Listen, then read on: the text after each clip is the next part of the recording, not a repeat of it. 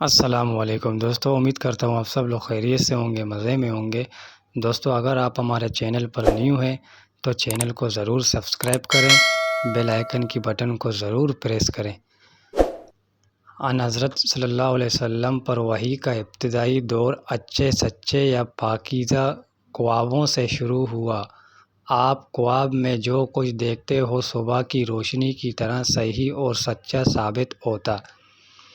پھر من جانب قدرت آپ تنہائی پسند ہو گئے اور آپ صلی اللہ علیہ وسلم نے غار حرا میں خلوت نشینی اختیار فرمائی اور کئی دن اور رات وہاں مسلسل عبادت اور یاد الہی و ذکر و فکر میں مشغول رہتے۔ جب تک گھر آنے کو دل نہ چاہتا، توشہ امرا لیے ہوئے وہاں رہتے۔ توشہ ختم ہونے پر ہی اہلیہ محترمہ حضرت خدیجہ رضی اللہ تعالیٰ عنہا کے پاس تشریف لاتے اور کچھ توشہ امارے لے کر پھر وہاں جا کر خلوت گزیر ہو جاتے۔ یہی طریقہ جاری رہا یہاں تک کہ آپ پر حق منکشف ہو گیا اور آپ غار حرا ہی میں قیام پذیر تھے کہ اچانک حضرت جبرائیل علیہ السلام آپ کے پاس حاضر ہوئے اور کہنے لگے کہ اے محمد پڑھو۔ آپ فرماتے ہیں کہ میں نے کہا کہ میں پڑھنا نہیں جانتا۔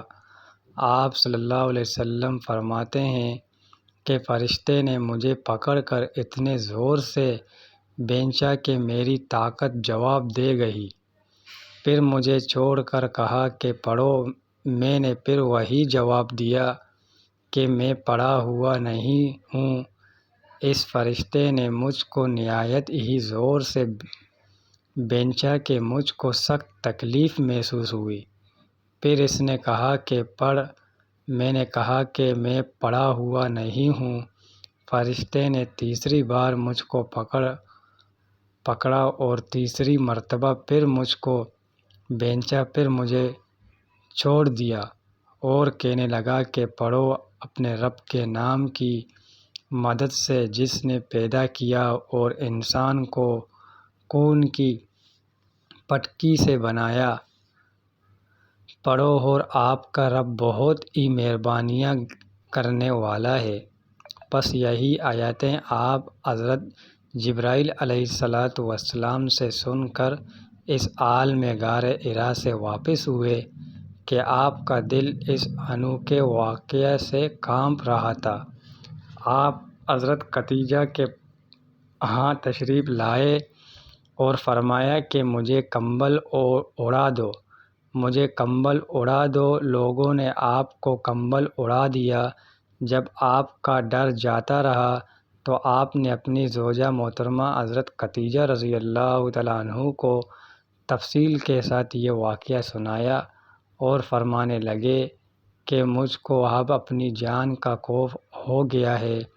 آپ کی اہلیہ محترمہ حضرت خدیجہ رضی اللہ تعالیٰ عنہا نے آپ کی ڈار بندھائی اور کہا کہ آپ کا خیال صحیح نہیں، خدا کی قسم آپ کو اللہ کبھی رسوا نہیں کرے گا۔ آپ تو اخلاق فاضلہ کے مالک ہیں، آپ تو کنبہ پرور ہیں، بے کسوں کا بوجھ اپنے سر پر رکھ لیتے ہیں، مفلسوں کے لیے آپ کماتے ہیں، مہمان نوازی میں آپ بے مثال ہیں اور مشکل وقت میں آپ ہمر حق کا ساتھ دیتے ہیں۔ ایسے وہ صاف اسنا والا انسان یوں بے وقت ذلت و خواری کی موت نہیں پا سکتا۔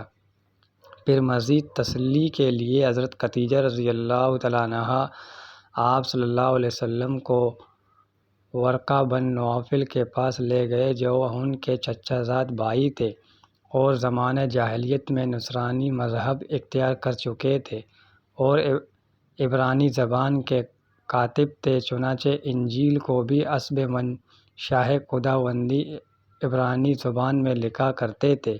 انجیل سریانی زبان میں نازل ہوئی تھی، پھر اس کا ترجمہ عبرانی زبان میں ہوا اور رقہ اسی کو لکھتے تھے۔ وہ بہت بوڑھے ہو گئے تھے، یہاں تک کہ ان کی بینائی بھی رخصت ہو چکی تھی۔ حضرت خدیجہ رضی اللہ تعالیٰ عنہا نے ان کے سامنے آپ کے حالات بیان کیے اور کہا کہ ہے چچا زاد، بھائی اپنے بھتیجے محمد صلی اللہ علیہ وسلم کی زبانی ذرا ان کی کیفیت سن لیجیے۔ وہ بولے کہ بھتیجے، آپ نے جو کچھ دیکھا ہے اس کی تفصیل سناؤ۔ چنانچہ آپ صلی اللہ علیہ وسلم نے احوال تحقر پورا واقعہ سنایا، جسے سن کر ورقہ بے اختیار ہو کر بول اٹھے کہ یہ تو وہی ناموس معزز یزدان فرشتہ ہے جسے اللہ نے حضرت موسیٰ علیہ السلام پر وحی دے کر بھیجا تھا۔ کاش میں آپ کے اس عہد نبوت کے شروع ہونے پر جوہن عمر ہوتا، کاش میں اس وقت تک زندہ رہتا جبکہ آپ کی قوم آپ کو اس شہر سے نکال دے گی۔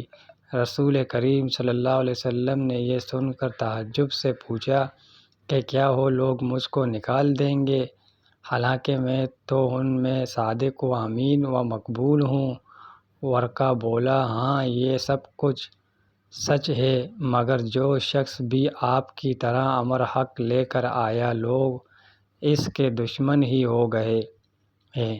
اگر مجھے آپ کی نبوت کا وہ زمانہ مل جائے تو میں آپ کی پوری مدد کروں گا، مگر ورقہ کچھ دنوں کے بعد انتقال کر گئے۔ پھر کچھ عرصے تک وحی کی آمد موقوف رہی۔ دوستو، اگر میری ویڈیو پسند آئی ہے تو چینل کو لائک کریں۔